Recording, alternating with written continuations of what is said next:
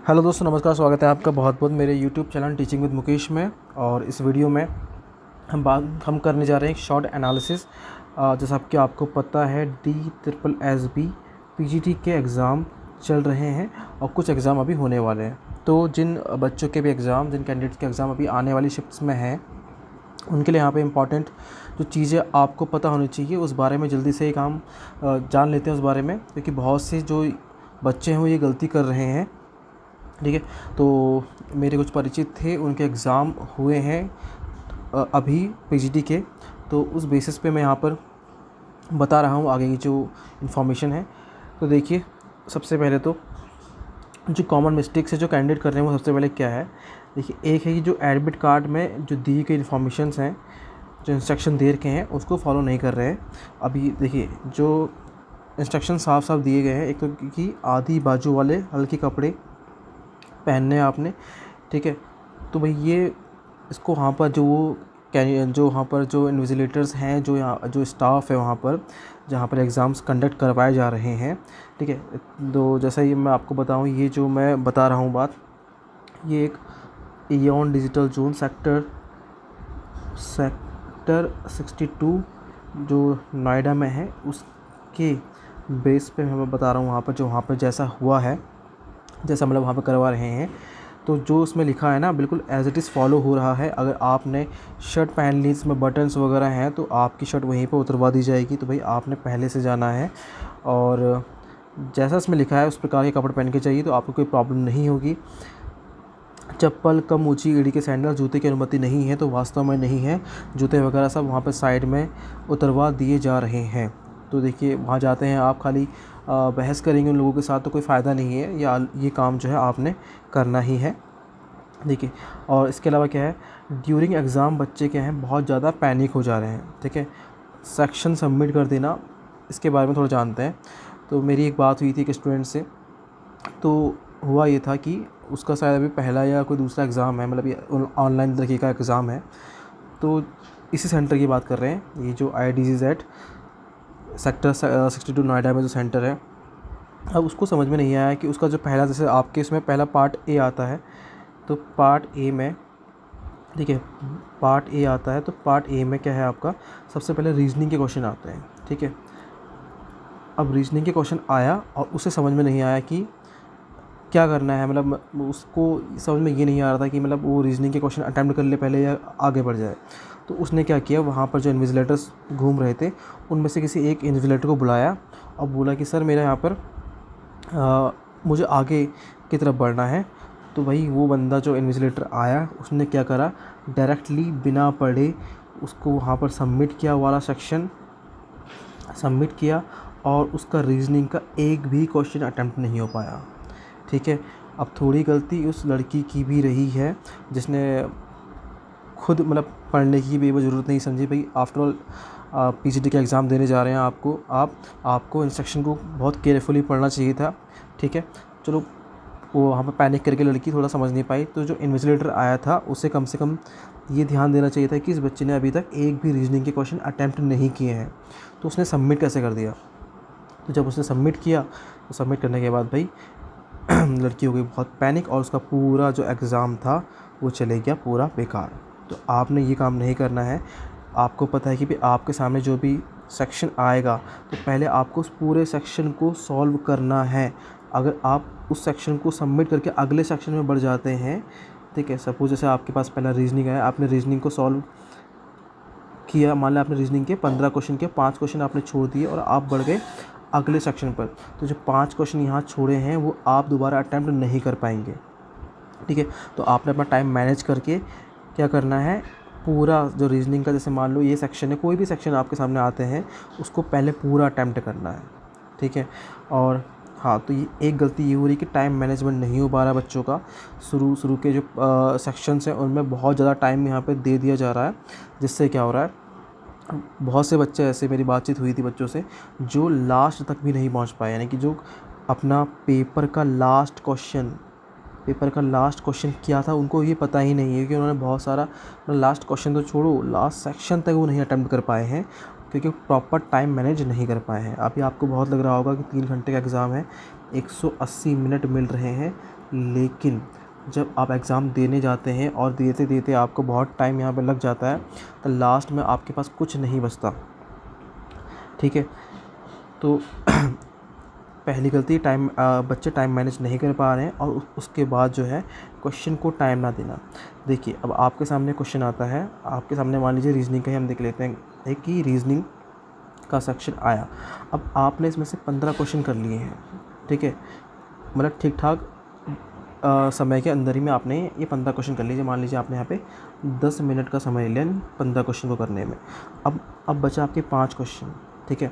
अब रीजनिंग जैसा जो यहाँ पे जो सेक्शन होता है, वहाँ पे बच्चा क्या कर सकता है, वहाँ पे 20 के 20 क्वेश्चन अटेम्प्ट किए जा सकते हैं। तो भाई 5 क्वेश्चन अगर थोड़े से मान लीजिए लेंथी क्वेश्चन है, तो यहाँ पे आप टाइम दे दीजिए थोड़ा सा, क्योंकि एक बार ये सेक्शन आपने सबमिट कर दिया, फिर आप दोबारा लौट के इस सेक्शन पे आने वाले नहीं हो। ये सेक्शन दोबारा आप देख भी नहीं सकते, ठीक है।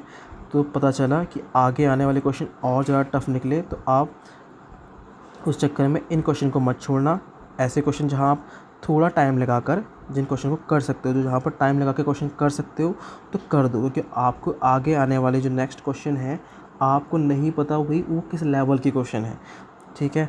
तो अगर आप भाई मेरी मानो तो थोड़ा सा अगर ज़्यादा समय लगा के, मान लो 10 मिनट यहाँ लगे हैं, इन 15 क्वेश्चन में 10 ही मिनट इन 5 क्वेश्चन में लग रहे हैं, लगा दो, कर दो इन क्वेश्चन को सॉल्व। अगर आप 100% यहाँ पे श्योर हो जाते हैं, क्योंकि रीजनिंग जैसे टॉपिक में आप 100% श्योर हो जाते हैं और कोई क्वेश्चन आपसे नहीं बनने वाला होगा, तो आप 2-3 मिनट अगर क्वेश्चन में लगा लेंगे, आप समझ जाएंगे कि क्वेश्चन नहीं बनने वाला है, ठीक है।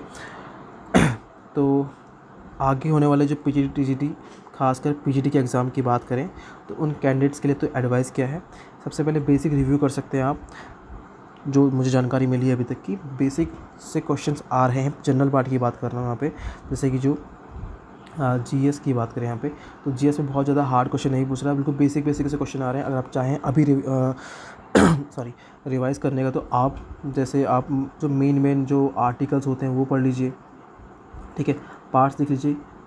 और जीएस में आप, ठीक है, कुछ साउथ इंडियंस जो हमारे यहाँ पर जो रूलर्स वगैरह हैं, जो बहुत मेन जो होते हैं, आप सब समझ पा रहे होंगे मैं क्या कहना चाह रहा हूँ, उनको आप देख सकते हैं। मतलब एक तरीके से जो फैक्चुअल क्वेश्चंस होते हैं वो आप देख लीजिए, थोड़ा बहुत वहाँ से क्वेश्चन आप फंस सकता है अभी भी, अदरवाइज़ मतलब बहुत ज़्यादा डीप जाने की ज़रूरत नहीं है, ठीक है। उसके बाद करंट में भाई कोई टाइम वेस्ट मत करो अपना, करंट पढ़ने की अभी कोई ज़रूरत नहीं है, मत पढ़ो करंट, खाली टाइम वेस्ट होगा आपका, बहुत ज़्यादा प्रेशर लोगे आप, और जो माइंड को आपने अभी स्टेबल किया है वो स्टेबल भी नहीं रह पाएगा इस करंट के चक्कर में। तो करंट को तो पढ़ने की कोई ज़रूरत है ही नहीं, ठीक है। और वो बच्चे जो अभी तक जिनको एग्ज़ाम पैटर्न नहीं पता, भाई पहले एग्ज़ाम पैटर्न को समझ लो, टाइम मैनेज कर लो अपने अकॉर्डिंग, अपने एग्ज़ाम के अकॉर्डिंग, अपने पेपर के अकॉर्डिंग, ठीक है। जैसे मैंने आपको एग्ज़ाम बताया था कि उस लड़की को ये नहीं पता था कि भाई सेक्शन अगर मैंने सबमिट कर दिया तो मैं इस सेक्शन में दोबारा नहीं आ पाऊँगी। ऐसे बहुत से बच्चे हैं जो सेक्शन जिन्होंने, और ख़ासकर ये रीजनिंग में ही हो रहा है। देखो दिक्कत बताऊँ क्या हो रही है, दिक्कत ये हो रही है कि सबसे पहला सेक्शन आपका रीजनिंग ओपन होगा, ठीक है, सबसे पहला सेक्शन आ गया आपका रीजनिंग ओपन। अब आपने अगर, देखो रीजनिंग ऐसा होता है यहाँ पे जो ज़्यादातर बच्चे होते हैं रीजनिंग के क्वेश्चन कर लेंगे, अगर नहीं पे के पूरे नहीं भी करते हैं 20 के 20, तो 15 क्वेश्चन तो यहाँ पे एवरेज कर ही सकता है बच्चा, ठीक है, और वो भी सही 100% एक्यूरेसी के साथ कर सकता है। अब किसी बच्चे ने मान लो यहाँ से क्या कर दिया, अपना सेक्शन सबमिट कर दिया बिना कोई क्वेश्चन अटैम्प्ट किए हुए, तो देखो अगर 15 क्वेश्चन तो कर ही सकता है ना बच्चा, तो 15 दूनी 30, ठीक है, 2 नंबर का क्वेश्चन है, शायद मैं भूल रहा हूँ, ठीक है। हाँ, तो देखिए मतलब 15 क्वेश्चन का आपको लॉस होना ही होना है, ये बहुत बड़ा लॉस है। मतलब ये इतना बड़ा लॉस हो जाएगा अगर आप ऐसा कर लेते हैं कि आप सिलेक्शन से बहुत दूर निकल जाएंगे, इतना दूर कि भाई कहीं सिलेक्शन की जो लिस्ट आएगी वहाँ के आसपास भी नहीं आपने ठहरना है, ठीक है। तो भाई एग्ज़ाम पैटर्न को ढंग से समझ लो कि कितने सेक्शन आपके एग्ज़ाम में आने वाले हैं, आपका पर्टिकुलर सब्जेक्ट में कितने सेक्शन बनने वाले हैं, और पार्ट ए तो सबके लिए कॉमन है, तो वो आपने समझ लेना है, ठीक है। उसी के अकॉर्डिंग टाइम मैनेज कर लीजिए अपना, आप कहाँ पर टाइम ज़्यादा देंगे कहाँ कम देंगे, ठीक है। साथ ही भाई नो तुक्काबाजी मत करना कुछ इसमें, क्यों, देखो क्योंकि भाई ऐसा है, मान लो आपने तुक्के लगा दिए ज़्यादा, ठीक है, मान लो किसी एक सेक्शन में तुक्के लगा दिए और आगे आने वाला सेक्शन में क्वेश्चन थोड़े क्या आ गए, ईजी आ गए।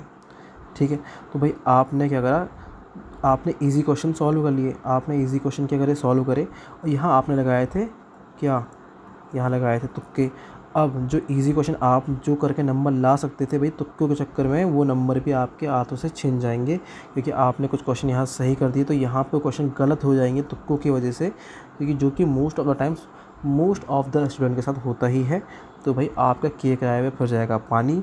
हाँ, अगर देखिए अब भाई देखो, तुक्कों से एग्ज़ाम तो पास होने वाला है नहीं, लेकिन हाँ अगर आप तुक्के लगाएंगे तो जो आप आगे आने वाले क्वेश्चन कर सकते थे इजी, उन पर आप बहुत बड़ा गेम खेलने जा रहे हैं। तो इसको सोचते हुए यहाँ पर आप तुक्केबाजी का खेल अपना लेना। ठीक है, तो ये थोड़ी सी इम्पॉर्टेंट जानकारी थी जो आगे एग्ज़ाम होने वाला उन बच्चों के लिए। साथ ही भाई एक थोड़ा सा मेरा जो कंसर्न है, एक शिकायत है मेरी, ये जो जून 1 है IDZ 2 सेक्टर 62 में जो जून है, नोएडा की बात कर रहा हूँ मैं। ठीक है, क्योंकि वहाँ से ही मुझे रिपोर्ट मिली है, मतलब वहाँ का ही कुछ बच्चों का मैं समझ पा रहा हूँ, मतलब वहाँ का ही मुझे पता चल पाया है, बाकी का मैं बोल नहीं सकता क्योंकि मुझे वहाँ का पता नहीं है। ठीक है, बात ये है कि भाई ऐसा बच्चे बता रहे थे कि जो यहाँ का जो स्टाफ है जो अंदर एग्ज़ाम दिलवा रहा है भाई, वो बहुत ज़्यादा एलिजिबल नहीं है। एलिजिबल इन द सेंस मतलब उनको एग्ज़ाम के बारे में ज़्यादा कुछ पता ही नहीं है कि एग्ज़ाम किस चीज़ को लेकर है, क्या एग्ज़ाम का पैटर्न है। ठीक है, तो बच्चे क्या कर रहे हैं, इनसे पूछ रहे हैं भाई कि सर यहाँ पे ये हो गया, मुझे बता दीजिए एग्ज़ाम में। तो जैसा मैंने बताया था आपको, उस लड़की ने पूछा उस इन्विजिलेटर से, तो उस बंदे ने आके ही सीधा क्या कर दिया, उसने आते सीधे वो सेक्शन करा सबमिट, और उसके लड़की के एक भी question, not a single question उसका अटैम्प्ट हो पाया रीजनिंग सेक्शन में। जबकि रीजनिंग एक ऐसा सेक्शन होता है जो जितने भी बच्चे आ रहे हैं लगभग सभी कर लेते हैं, और 15 तो एवरेज है भाई, सभी करेंगे। और बताइए उसका एक भी क्वेश्चन अटैम्प्ट नहीं हुआ, तो उस लड़की का एग्ज़ाम कितना बेकार चला गया होगा बाकी का हिस्सा, क्योंकि उसको उस समय समझ में आ चुका था। बाद में उस लड़की ने बोला भी, उसने बताया कि उसने बोला भी कि सर अगर आपको सबमिट नहीं करना चाहिए था। ठीक है, तो भाई वो बोला कि अब उसने भी बात टाल दी, उसने सारा ब्लेम दे दिया लड़की के ऊपर कि उसने बोल दिया कि भाई मुझे लगा कि आपको सबमिट करना है तो मैंने सबमिट कर दिया। ठीक है, भाई इतना कॉमन सेंस तो उस बंदे को भी सोचना चाहिए था कि अभी तक एक भी क्वेश्चन अटैम्प्ट नहीं किया है तो मैं सबमिट कैसे कर दूँ। ठीक है, तो भाई थोड़ी सी शिकायत है ये जो सेंटर्स हैं उन पर, कि भाई आप इतने एलिजिबल वहाँ पर इन्विजिलेटर या स्टाफ तो रखिए, कम से कम वो समझ सकें बच्चों की प्रॉब्लम्स को, क्योंकि भाई हर बच्चा नहीं आता है, हर बच्चा इतना फ्रेंडली नहीं होता है ऑनलाइन एग्ज़ाम्स से। बहुत से बच्चे होते हैं जो अभी ऑनलाइन एग्ज़ाम दे रहे होंगे, तो ये थोड़ा कंसर्न था मेरा। अगर इस पर थोड़ा हो जाए तो भाई बच्चे, अगर आप लोग कर सकते हैं तो थोड़ा ध्यान देना भाई, उन इन्विजिलेटर से थोड़ा सा बच के रहना ऐसे। ठीक है, तो ये कुछ खास जानकारी थी तो मुझे आपके साथ शेयर करनी थी। मिलते हैं आपसे नेक्स्ट वीडियो में किसी और, तब तक के लिए लगे रहिए अपनी तैयारी के साथ।